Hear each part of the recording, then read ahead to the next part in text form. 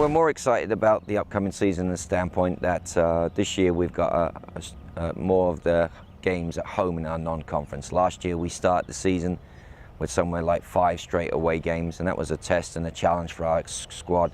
This year we've got 9 non-conference games, and 6 of those are at home, so we get to play in front of our fans a lot more, which we're excited about. We're generally a very good team at home, and we're excited to play a little bit more of our type of soccer in front of our fans and the community in Niner Nation.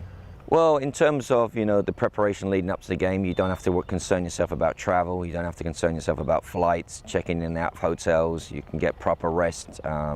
We know the restaurants we want to visit, the girls are actually in their own beds and getting the mandated rest. But obviously from the training standpoint, the routine that you can maintain, there's no sort of blips in the schedule. We know exactly how we approach a game week at home.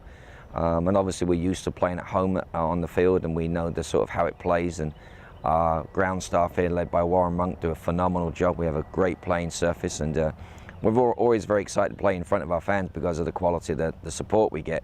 But our pitch is superb, and we love to play on our pitch. It's a very even playing surface, it runs fast, and it's something that we like to do in our soccer. Yeah, I think we have an opportunity, like you said, over those 4 games to really solidify what our best team will be going into conference play. Non-conference play is an opportunity to look at some things, to experiment a little bit, to give some younger players an opportunity to step on the field.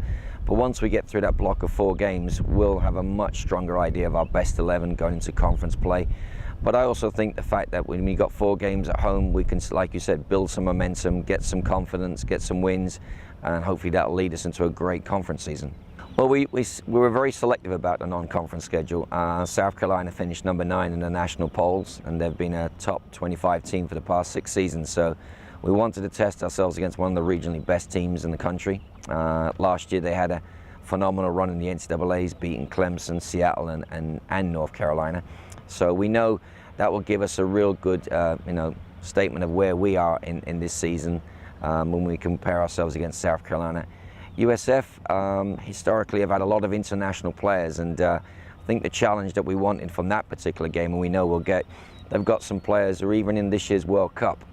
So playing against that kind of level of player and quality individuals will hopefully prepare us to know how to shut down good individual players when we see them in conference play. So the opportunity for our players to play against USF and see, a girl from Costa Rica, a girl from England, a girl from the under-23 national team, we're going to have to be very, very good at our individual assignments, and that's one thing that we hope will carry over to Conference USA play.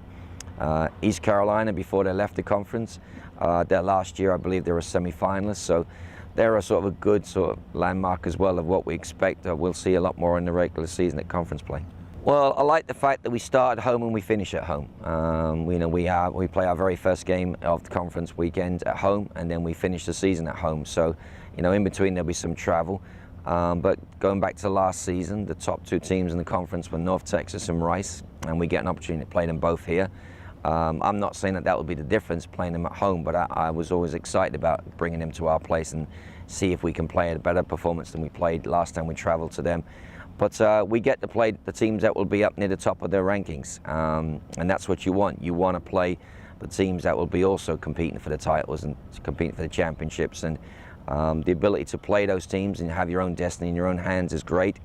And like I said, I'm super excited that we start at home and finish at home. And in between, we've got some travel to places like UTEP and Texas, San Antonio.